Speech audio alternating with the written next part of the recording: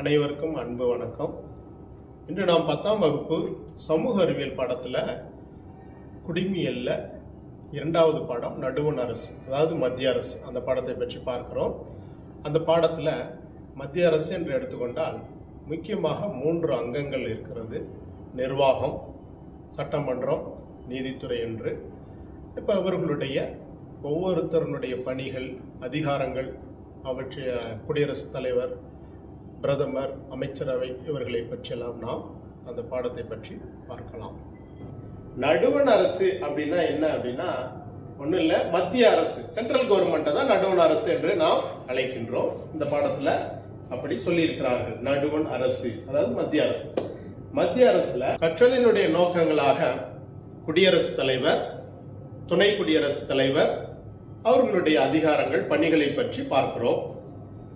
இரண்டாவதாக பிரதம அமைச்சர், அமைச்சரவை குழு, அவங்களுடைய செயல்பாடுகளை பற்றி பார்க்கிறோம். மக்களவை மற்றும் மாநிலங்களவை அவர்களுடைய செயல்பாடுகள், மத்திய அரசினுடைய உச்ச நீதிமன்றம் அதனுடைய செயல்பாடுகளை பற்றி அறிமுகத்தில் சொல்லப்பட்டிருக்கிறது. இப்ப நாம தனித்தனியாக அதை பற்றி பார்த்துக் கொள்வோம். பாடத்தினுடைய அறிமுகமாக உயர்ந்த அரசாங்க அமைப்பு, மத்திய அரசு அதாவது நடுவண் அரச உயர்ந்த அரசாங்க அமைப்பாக கொண்டிருக்கிறது. இந்த மத்திய அரசு புது தில்லியிலிருந்து செயல்படுகிறது. புது டெல்லி, தமிழ்ல புது தில்லி அப்படின்னு போட்டு. அரசியல் அமைப்புல பகுதி 5ல பிரிவுகள் 52ல இருந்து 78 வரைக்கும் மத்திய அரசாங்கத்தினுடைய நிர்வாகத்தை பற்றி சொல்லப்படுகிறது. இது ஒரு கூட்டாட்சி முறை அரசு என்று சொல்லப்படுகிறது. முக்கியமான செய்தி அது. 3 அங்கங்களை கொண்டு செயல்படுகிறது.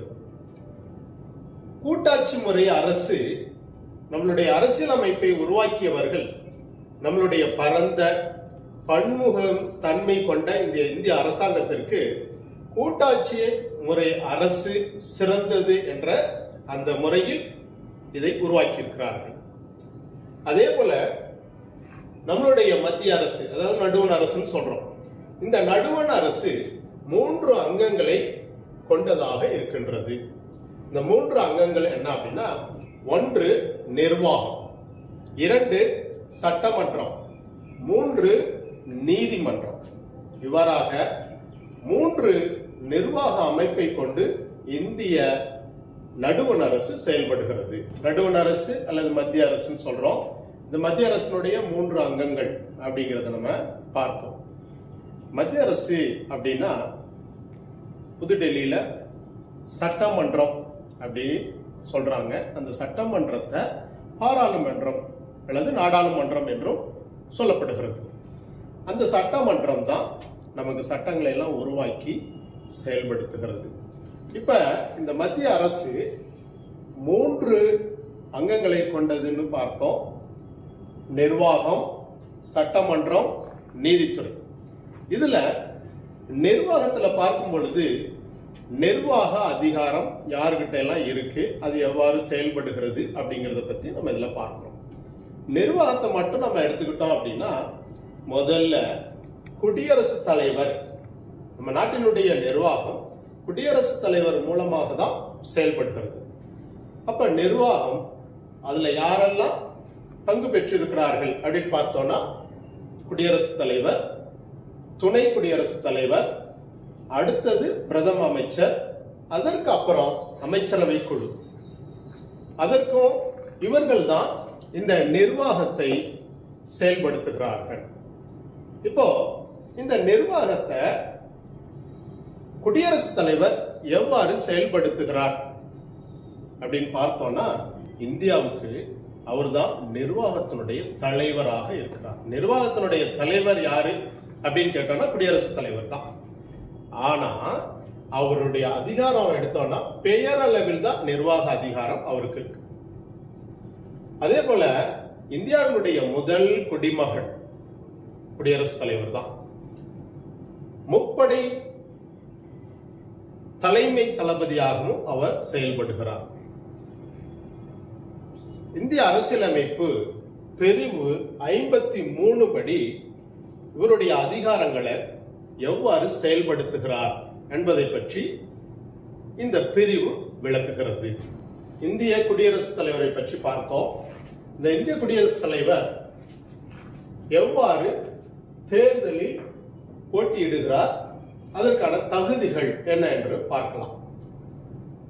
தகுதிகள் அப்படின்னு எடுத்துக்கிட்டாவே குடியரசுத் தலைவர், துணை குடியரசுத் தலைவர், பிரதம அமைச்சர் இப்படின்னு யாரை பார்த்தாலுமே அவர்களுக்கு என்று ஒரு தகுதிகள் இருக்கிறது. அதுல ஒவ்வொருவருக்கும் ஒரு விதமான தகுதிகள் இருக்கிறது. பொதுவா எல்லா பேத்துக்குமே இந்திய குடிமகனாக இருக்க வேண்டும். இது பிரதம அமைச்சர் அல்லது அமைச்சரவை குழு, ஆளுநர் யாருக்குமே இந்த தகுதி பொருந்தும். முதல்ல இந்திய குடிமகனாக இருத்தல் வேண்டும். குடியரசுத் தலைவராக போட்டியிடுபவருக்கு 35 வயது நிறைவு அடைந்திருக்க வேண்டும். மத்திய, மாநில அல்லது உள்ளாட்சி அமைப்புகள்ல ஊதியம் பெறும் பதவியை வகிக்க கூடாது. அவரு மக்களவை உறுப்பினருக்கான தகுதியை பெற்றிருக்க வேண்டும். ஒரு மக்களவை உறுப்பினர் ஆவதற்கு உரிய தகுதி என்னவோ அந்த தகுதியை குடியரசுத் தலைவர் பெற்றிருக்க வேண்டும். வாக்காளர் குழுமம். வாக்காளர் குழுமம் அப்படின்னா நாடாளுமன்றத்தினுடைய 2 அவைகள் உறுப்பினர்கள், மாநில சட்டமன்ற உறுப்பினர்கள், அது மாத்திரம் இல்ல புதுடெல்லியில இருக்கக்கூடியவங்க, அதே போல பாண்டிச்சேரியில் இருக்கக்கூடிய தேர்ந்தெடுக்கப்பட்ட உறுப்பினர்கள், இவர்கள் தான் குடியரசுத் தலைவரை தேர்ந்தெடுக்கக்கூடிய வாக்காளர் குழுமம். ஷார்ட் கொஸ்டின்ல வரும் வாக்காளர் குழுமம் என்று அவர்களை தான் சொல்றோம். இந்த வாக்காளர் குழுமத்துல 10 உறுப்பினர்கள் அவரை முன்மொழிய வேண்டும். மேலும் 10 உறுப்பினர்கள் அவரை வழிமொழிய வேண்டும். அடுத்தது பாராளுமன்றம் சட்டமன்ற உறுப்பினராக இருத்தல் கூடாது. அதாவது பாராளுமன்றத்தில் 2 அவைகள் இருக்கு, லோக்சபா, ராஜ்யசபா அல்லது மாநிலங்களுடைய சட்டமன்றம். இதுல எந்த அவைகளிலும் உறுப்பினராக இருத்தல் கூடாது. அவ்வாறு ஒருவேளை இருக்கிறார் என்றால் இந்த குடியரசுத் தலைவர் பதவியை பெறும் பொழுது அந்த பதவியை அவர் ராஜினாமா செய்துவிட வேண்டும். நம்மளுடைய முன்னாள் குடியரசுத் தலைவர் பிரணாப் முகர்ஜி அவர்கள் இவ்வாறு பாராளுமன்ற உறுப்பினராக தான் இருந்தாரு. அவரு இருந்துட்டு அதை ராஜினாமா பண்ணிட்டு தான் குடியரசுத் தலைவராக அவர் பதவியேற்றார் என்பது குறிப்பிடப்பட வேண்டிய செய்தி. இதுல குடியரசுத் தலைவர் புதுடெல்லியில இருக்கிறாரு. அவர் இருக்கக்கூடிய அந்த இடம், அந்த கட்டடத்துக்கு பேரு ராஷ்டிரபதி பவன் அப்படின்னு சொல்றோம். அவருடைய வீடும் அவருடைய அலுவலகமும் அதே இடத்துல தான், ராஷ்டிரபதி பவன்ல தான் இருக்கு. ஆனாலும் இந்தியாவில் அவரு ஒரு 2 இடத்திற்கு வருடத்துக்கு ஒரு முறை அலுவலுக்காக சென்று வருகிறார். ஒரு புதிய செய்தி, அது பழைய செய்தி தான், உங்களுக்கு தெரியுதோ என்னவோ, அதற்காக சொல்கிறேன். சிம்லாவில் ரிட்ரீட் கட்டடம் அப்படிங்கிற ஒரு கட்டடம் இருக்கு. அங்கு அலுவலுக்காக வருடத்துக்கு ஒரு முறை சென்று வருகிறார். அதே போல தென்னிந்தியாவில் ஹைதராபாத்தில் ராஷ்டிரபதி பவன் அப்படிங்கிற ஒரு இடம் இருக்கு. அந்த கட்டடத்திற்கும் வருடத்திற்கு ஒரு முறை அலுவலுக்காக வந்து செல்கிறார். இது எதற்காக இவ்வாறு அமைக்கப்பட்டிருக்கிறது என்றால், இந்தியா ஒரு மிகப்பெரிய பரந்த ஒரு நாடு, ஒரு ஒற்றுமை, பல்வேறு கலாச்சாரங்களை உடைய ஒரு நாடு. அந்த ஒற்றுமையை குறிப்பதற்காக வடக்கில் ஒரு இடமும் இந்தியாவுடைய தெற்கு பகுதியில் இன்னொரு இடமுமாக நிர்வாகம் செய்வதற்காக அவருக்கு அவ்வாறு வழங்கப்பட்டிருக்கிறது. சரி, இப்ப இந்த குடியரசுத் தலைவர் அவரை எவ்வாறு தேர்ந்தெடுக்கிறார்கள் என்பதை பற்றி பார்ப்போம். அது ஷார்ட் கொஸ்டினாவும் இருக்கு, நீங்க பார்த்து தெரிந்து கொள்ளலாம். அவரை ஒற்றை மாற்று வாக்குமுறை விகிதாச்சார பிரதிநிதித்துவத்தின்படி தேர்ந்தெடுக்கிறார்கள். ஒற்றை மாற்று வாக்குமுறை அடிப்படையில் விகிதாச்சாரத்தின் படி விகிதாச்சாரத்தினுடைய பிரதிநிதித்துவத்தின்படி வாக்காளர் குழுமம் அவரை தேர்ந்தெடுக்கிறார்கள்.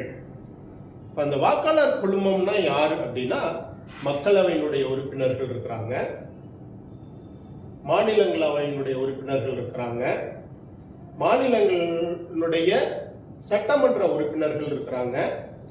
அதே போல இந்தியாவுடைய தேசிய தலைநகர் டெல்லி, அங்க தேர்ந்தெடுக்கப்பட்ட உறுப்பினர்கள் மற்றும் புதுச்சேரியில தேர்ந்தெடுக்கப்பட்ட உறுப்பினர்கள் இருக்கிறாங்க. இப்ப இவர்கள் எல்லாம் சேர்ந்துதான் குடியரசுத் தலைவரை தேர்ந்தெடுக்கிறார்கள். இவர்கள் தான் வாக்காளர் குழுமம் என்று சொல்கிறோம். வாக்காளர் குழுமம். சரி, இப்போ இந்த குடியரசுத் தலைவரை யார் பதவியேற்பு செய்து வைப்பது, பதவி பிரமாணம் செய்து வைக்கிறது தெரியுமா? இந்தியாவினுடைய உச்ச நீதிமன்றத்தினுடைய தலைமை நீதிபதி அவர்கள் தான் குடியரசுத் தலைவரை பதவி பிரமாணம், அந்த உறுதிமொழியை எடுக்க வைக்கிறார். அதே போல இவருடைய பதவி காலம் 5 ஆண்டுகள். ஆனால் மறுபடியும் 5 ஆண்டு முடிந்த பின்னாடி அவர் மறுபடியும் குடியரசுத் தலைவராக தேர்ந்தெடுக்கப்படுவதற்கான தகுதி அவருக்கு வழங்கப்பட்டிருக்கிறது. மீண்டும் வரலாம். ஒரு சில குடியரசுத் தலைவர்கள் 2 முறை இருந்திருக்கிறார்கள். குடியரசுத் தலைவருடைய அதிகாரங்கள் என்று பார்க்கிறோம். இந்த குடியரசுத் தலைவரினுடைய அதிகாரங்கள் அப்படின்னு பார்த்தோம்னா, நிர்வாக அதிகாரம், சட்டமன்ற அதிகாரம், நீதித்துறை அதிகாரம், இப்படி பல்வேறு அதிகாரங்கள் போய்கொண்டே இருக்கிறது. இப்ப இங்க நம்ம நிர்வாக அதிகாரத்தை பற்றி பார்க்கிறோம். இந்த நிர்வாக அதிகாரத்துல இந்திய அரசியலமைப்பு சட்டப்பிரிவு 77 அந்த சட்டப்பிரிவின் அடிப்படையில இந்த நிர்வாகத்தை குடியரசுத் தலைவர் மேற்கொள்கிறார். இப்ப இவரு இந்த நிர்வாகங்களின் அடிப்படையில இந்தியாவில் உள்ள உயர்ந்த அதிகாரிகளை அவர் தான் நியமனம் செய்கின்றார். அவருடைய பெயர்ல தான் நிர்வாகம் நடைபெறுகிறது. இந்த உயர்ந்த பதவிகளை அவர் தான் பதவி பிரமாணம் செய்து வைக்கின்றார். அப்படி பார்த்தோம்னா, இந்தியாவினுடைய பிரதம அமைச்சர் அவரை நியமனம் செய்கின்றார். அவருடைய ஆலோசனையின் பேர்ல அவருடைய அமைச்சரவைகளை, ஒவ்வொரு அமைச்சர்களையும் நியமனம் செய்து அவர்களுக்கு உரிய அந்த துறைகளை ஒதுக்கீடு செய்கின்றார். அதே போல ஒவ்வொரு மாநிலங்களினுடைய ஆளுநர்களை அவர் நியமனம் செய்கின்றார். உச்ச நீதிமன்றத்தினுடைய தலைமை நீதிபதி, மற்ற நீதிபதிகள், உயர் நீதிமன்றத்தினுடைய தலைமை நீதிபதிகள், மற்ற நீதிபதிகளையும் அவர்தான் நியமனம் செய்கின்றார்.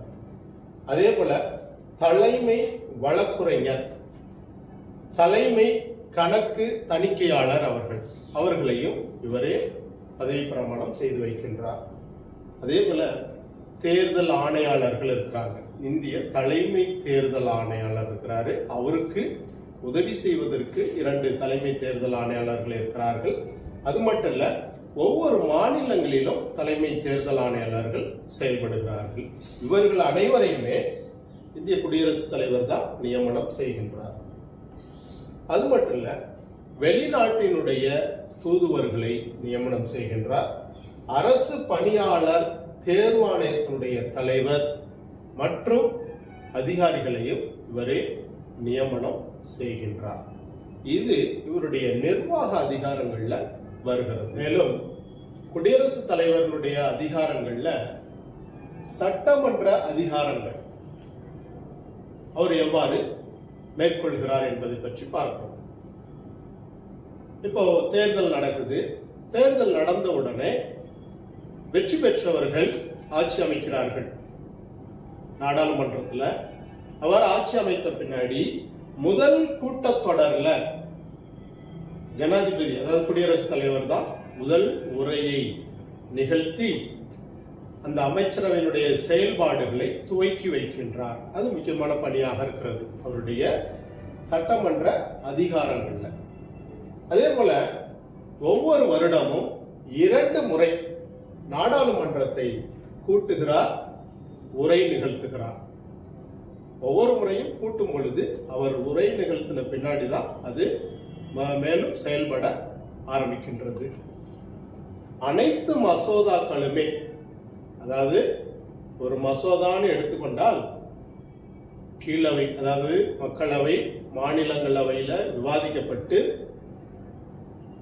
இறுதியாக ஜனாதிபதியினுடைய ஒப்புதலுக்காக கொண்டு செல்லப்படும். அவருடைய ஒப்புதலை பெற்ற பின்னாடிதான் ஒரு மசோதா சட்டமாக நடைமுறைக்கு வருகிறது. அந்த அதிகாரத்தையும் அவர் பெற்றிருக்கிறார். 5 ஆண்டு, ஒருவேளை நாடாளுமன்றம் அல்லது மாநில சட்டமன்றங்கள் 5 வருடம் முழுமையாக முடிவதற்கு முன்னரமே ஏதாவது ஒரு காரணங்களுக்காக அந்த அவையை கலைப்பதற்கு அதிகாரம் பெற்றவராக இருக்கிறார். மாநிலங்களவைக்கு கலை, இலக்கியம், சினிமா துறை போன்ற பல்வேறு துறைகள்ல இருந்து ஏதாவது ஒரு சில துறைகள்ல இருந்து அதுல முக்கியமானவர்களை மாநிலங்களவைக்கு 12 உறுப்பினர்களை நியமனம் செய்கிற அதிகாரத்தை பெற்றிருக்கிறார். இது மேலவை. மாநிலங்களவை என்பது ராஜ்யசபை அல்லது மேலவை, மாநிலங்களவை என்று சொல்கிறோம். அதே போல கீழவை, அதாவது மக்களவை அல்லது லோக்சபா என்று சொல்கிறோம். அந்த மக்களவைக்கு 2 ஆங்கிலோ இந்தியரை, அந்த பிரிவை சேர்ந்த 2 பேரை இந்த மக்களவைக்கு 2 உறுப்பினர்களை நியமனம் செய்கின்றார். இது சட்டமன்றத்தில் அவருக்கு இருக்கக்கூடிய அதிகாரங்களாக சொல்லப்படுகிறது. நினைவில் வைத்துக் கொள்ளுங்கள். அடுத்ததாக குடியரசுத் தலைவருடைய நிதி சம்பந்தப்பட்ட அதிகாரங்கள். நிதி சம்பந்தப்பட்ட அதிகாரங்கள் அப்படின்னா, நாடாளுமன்றத்தில் செய்யப்படக்கூடிய வரவு செலவு திட்டத்திற்கு அந்த நிதி அமைச்சர் அவருடைய பொறுப்புல இந்த வரவு செலவு திட்டங்களுக்கு குடியரசுத் தலைவர் தான் அனுமதி வழங்குகிறார். இவருடைய அந்த வரவு செலவு திட்டங்களை எல்லாத்தையும் முடித்து குடியரசுத் தலைவருடைய ஒப்புதலுக்கு அனுப்பப்படுகிறது. அந்த திட்டங்களுக்கு அங்கீகாரத்தை குடியரசுத் தலைவர் தான் வழங்குகிறார். அதே போல அவசர கால நிதி, நம்மளுடைய இந்திய அரசியலமைப்பு சட்டம் அவருக்கு இந்த அதிகாரத்தை கொடுத்திருக்கிறது. அவசர கால நிதி என்பதை அவரிடம் தான் இருக்கிறது. இப்ப நம்ம நாட்டினுடைய ஒரு எதிர்பாராத செலவுகளை அவரே இந்த நிதியில் இருந்து கொடுத்து உதவுகிறார். ஒவ்வொரு 5 ஆண்டுக்கும் அவர் ஒரு நிதி குழுவை ஏற்படுத்துகிறார். அந்த அதிகாரத்தையும் அவர் பெற்றிருக்கிறார். இது போல இன்னும் பல்வேறு விதமான அதிகாரங்கள் அவர் பெற்றிருக்கிறார். அதே போல நீதி அதிகாரங்கள் அப்படின்னு எடுத்துக்கிட்டோம்னாக்க, தண்டனை பெற்ற ஒரு குற்றவாளி, இந்தியா முழுவதிலும் எந்த ஒரு மாநிலங்கள்லயாவது தண்டனை பெற்ற ஒரு குற்றவாளியினை அவரு என்ன செய்யலாம்? தண்டனையை குறைப்பதற்கோ அல்லது தண்டனையை ஒத்தி வைப்பதற்கோ அல்லது அந்த தண்டனையிலிருந்து விடுவிப்பதற்கோ அல்லது மன்னிப்பு வழங்குவதற்கான அதிகாரத்தை நம்மளுடைய குடியரசுத் தலைவர் பெற்றிருக்கிறார். இந்த நீதி அதிகாரங்களை பற்றி நம்ம இந்திய அரசியலமைப்பு சட்டம் பிரிவு 72ல அதை பற்றி விரிவாக அவருடைய அதிகாரங்களை பற்றி சொல்லப்பட்டிருக்கிறது. அடுத்ததாக இந்திய குடியரசுத் தலைவர் ராணுவ அதிகாரங்களை எவ்வாறு மேற்கொள்கிறார் என்பதை பற்றி பார்க்கிறோம். இந்த ராணுவ அதிகாரங்களை பற்றி இந்திய அரசியலமைப்பு சட்ட பிரிவு 53ல 2 பிரிவு 2ல சொல்லப்பட்டிருக்கிறது. ஏன் அப்படின்னா, இப்ப 53க்கு அப்புறம் 54 வந்துடும். அதனால ஒரு இடையில ஒரு சட்ட திருத்தம் கொண்டு வர்றாங்க அப்படின்னா அந்த 53ல 1, 2 அப்படின்னு கொண்டுட்டு வருவாங்க. அந்த அடிப்படையில் 53ல 2வது சட்டப்பிரிவின்படி இந்த ராணுவ அதிகாரங்களை பற்றி சொல்லப்பட்டிருக்கு. இந்த ராணுவ அதிகாரங்கள் அப்படின்னா என்ன அப்படின்னா, இந்தியாவினுடைய ராணுவத்தினுடைய முப்படை தலைமை தளபதியாக குடியரசுத் தலைவர் விளங்குகிறார். அது இராணுவமாக இருக்கட்டும், கப்பல் படையாக இருக்கட்டும், தரைப்படையாக இருக்கட்டும், எல்லா படைகளினுடைய 3 படைகளினுடைய தலைமை தளபதி குடியரசுத் தலைவர் தான். அதே போல இந்தியாவினுடைய இராணுவத்தை வழி நடத்துகிறார். அவருடைய பெயர்ல தான் எந்த விதமான அசம்பாவிதம் ஏற்படக்கூடிய, போர் ஏற்படக்கூடிய காலங்கள்ல அவர் தான் இந்த இராணுவத்தை வழி நடத்தக்கூடிய அதிகாரத்தை அவர் பெற்றிருக்கிறார். இது எல்லாத்தையும் 53 சட்டப்பிரிவு 2 சொல்லப்படுகிறது. அதே போல அடுத்ததாக குடியரசுத் தலைவருடைய ராஜதந்திர அதிகாரங்கள் அப்படி எடுத்துக்கிட்டோம்னாக்க, இந்த அதிகாரங்கள் வெளிநாட்டு தூதர்களை இந்தியாவிலிருந்து வெளிநாடுகளுக்கு அனுப்பக்கூடிய தூதுவர்களை குடியரசுத் தலைவர் நியமனம் செய்கிறார். அதே போல வெளிநாடுகளில் இருந்து வரக்கூடிய வெளிநாட்டு தூதர்களை அவர் வரவேற்பதில் அதிகாரம் பெற்றவராக இருக்கிறார். அதே போல மற்ற நாடுகளோட எந்த விதமான ஒப்பந்தங்கள் ஏற்பட்டாலும் சரி, அல்லது உடன்படிக்கைகள் ஏற்படுத்தப்பட்டாலும் குடியரசுத் தலைவரின் பெயர்ல தான் இவைகள் மேற்கொள்ளப்படுகிறது. இதெல்லாம் ராஜதந்திர அதிகாரங்களாக அவரிடம் இருக்கின்றது. அவருடைய அதிகாரங்கள்ல இறுதியாக நெருக்கடி நிலை அதிகாரங்கள். நம்ம நெருக்கடி நிலை அதிகாரம் ஏற்கனவே பார்த்திருக்கிறோம். அந்த படத்துல, படத்துல வெளிநாடுகள்ல இருந்து வரக்கூடிய பிரச்சனைகள்னால, உள்நாட்டு பிரச்சனைகள்னால அவர்கிட்ட இருக்கக்கூடிய நெருக்கடி நிலை அதிகாரங்கள். அந்த அதிகாரங்களின் மூலமாக இப்ப என்ன செய்யலாம், மத்திய அரசாங்கத்தை கலைக்க அதிகாரம் பெற்றிருக்கிறார். அல்லது அவர் அந்த பிரகடனத்தை அறிவிக்கிறது, நெருக்கடி நிலை பிரகடனத்தை அறிவிப்பது. அதுல மத்திய அரசாங்கத்திற்காக பயன்படுத்தக்கூடிய சட்டப்பிரிவு, இந்த அவசர நிலை அதிகாரத்தை மத்திய அரசிற்காக பயன்படுத்தும் பொழுது இந்திய அரசியல் சட்டப்பிரிவு 352 அவர் பயன்படுத்துகிறார். இல்ல ஏதோ ஒரு பிரச்சனையினால மாநில அரசாங்கத்தை கலைக்க வேண்டும் என்றால் இந்திய அரசியலமைப்பு சட்டப்பிரிவு 356 அவர் பயன்படுத்துகிறார் மாநிலத்திற்கு. இன்னொரு அதிகாரம் 360 நிதி நெருக்கடி நிலைமை.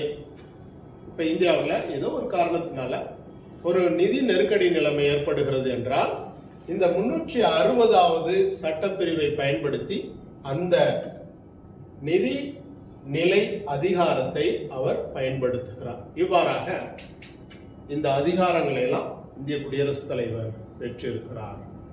இதுவரைக்கும் 2வது பாடம் நடுவண் அரசு பற்றி பார்த்த வரைக்கும் நன்றாக புரிந்திருக்கும் என்று நம்புகிறேன். மீண்டும் அடுத்த வகுப்பில் சந்திப்போம்.